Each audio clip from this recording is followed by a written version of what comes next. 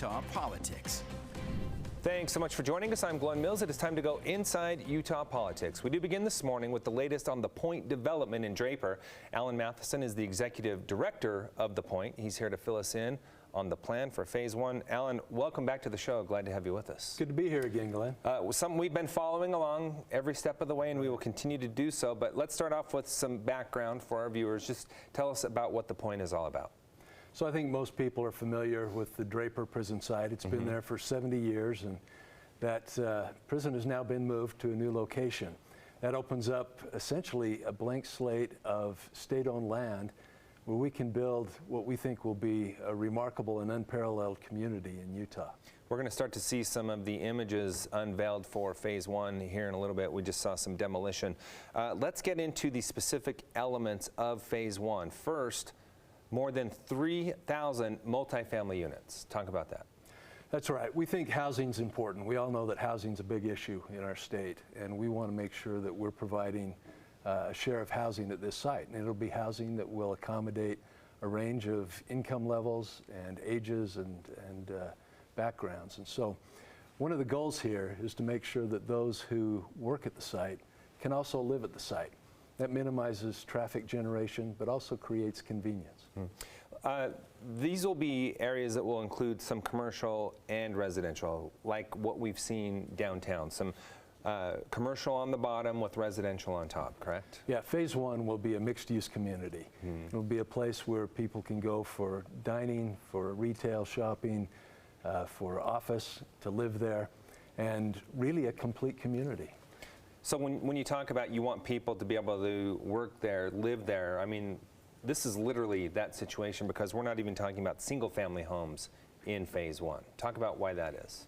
So we're developing what's called a 15-minute community, which is a really leading planning idea where you can access the things that you need within a 15-minute walk.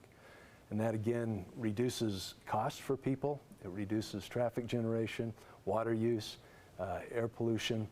And so this is a great place where we can actually demonstrate how that can work.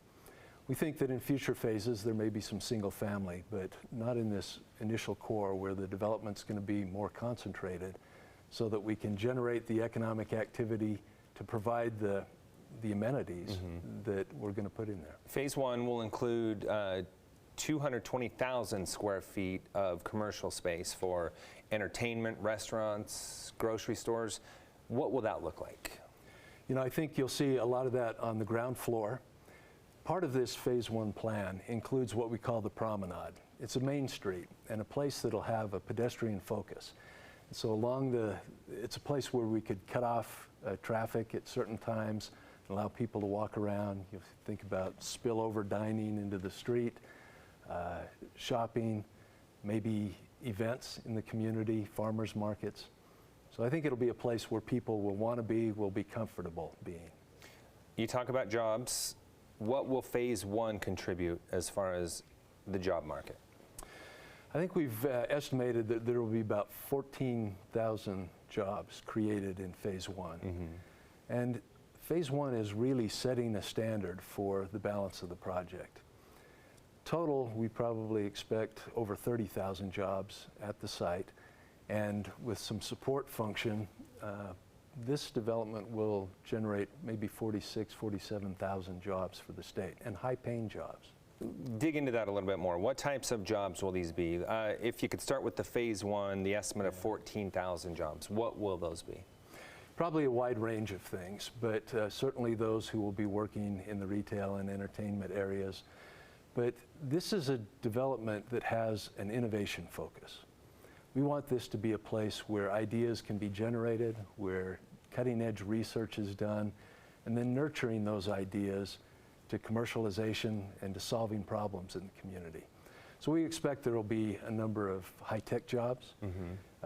We think there will be life science and a number of other kind of leading-edge industries. And that makes a lot of sense when you think about Silicon Slopes being all around you, right in that location. It is. And you know, innovation is critical for a number of reasons, as I said, certainly for the economy, but also to solve some of the problems we have. And we've got outstanding universities, and this site is right between BYU and UVU and University of Utah. Utah State will be involved, all of the institutions of higher learning in the state. And we're going to bring them together with industry, with business, and see if we can create those intersections of ideas where real innovation takes place. 16 acres for park space in phase one. What will that look like?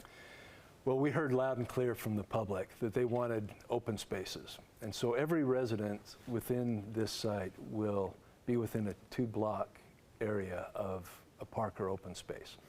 And that will include in phase one a central park, connecting greenways. And I think the thing that most people are excited about is the River to Range Trail that ultimately will connect the Jordan River Parkway with the regional trails east of I-15. It's going to be a great place to gather. It'll be a place where we're encouraging active transportation, so getting people out of their cars and commuting by bicycle or scooter. And I think, again, part of it is water transit after storms and those kinds of things. But ultimately, it's going to be one of the great features of the site. I run the Jordan River Trail regularly, ride the bikes up in Corner Canyon, bike trails up in Corner Canyon regularly. You're talking about basically bringing all of those together. That's right. So you can imagine, lunchtime at the point. You come down, you get on your mountain bike, you ride across I-15, do some runs in Corner Canyon and are back for the afternoon. Or take a run along the Jordan River. We have been experiencing, you wouldn't know it right now if you walk outside, but we're in a major drought. We are. That was a major consideration when you talked about this project. Talk about what's being done to make sure you're not contributing to a problem when it comes to water usage. We hear a lot about concerns with growth, and I think we're all a little concerned about what growth might mean to the quality of life. And so the real key is growing in more thoughtful ways. How can we grow in ways that preserve the resources we have? And as we've developed this project, listening to the public, we've looked for ways to reduce energy use, and we've looked for ways to reduce water use. So in particular, we're going to have fixtures that use much less water. The landscaping on this site will be low water use, and we'll try to recycle as much as we reasonably can. So phase one plan unveiled. I imagine there will probably be some changes in between now and construction, but what are the next steps? When could we start to see groundbreaking for these projects? So as you know, the demolition started. That'll take place through much of the next year. And then you'll see groundbreaking for the critical infrastructure going in end of next year, 2024. We expect that buildings will be going up in 25 and 26 and probably have some of the first occupancy toward the end of 2026. All right. So we're excited. This is going to become real, Glenn. That's not very far away. And even when you kind of take a look at these plans that are unveiled and you can kind of see what you have in mind, it's pretty amazing to think of what that space is going to transform into. It is, and I'll just repeat again because I think it's important. 12,000 people in this state have participated in telling us what they want to see. And that's guided all of the decisions on planning, and will continue to. All right, and we'll continue to have you on the show as this moves along. We appreciate the update. Thanks so much for being here. Thank you. Still to come, state leaders have more than $1 billion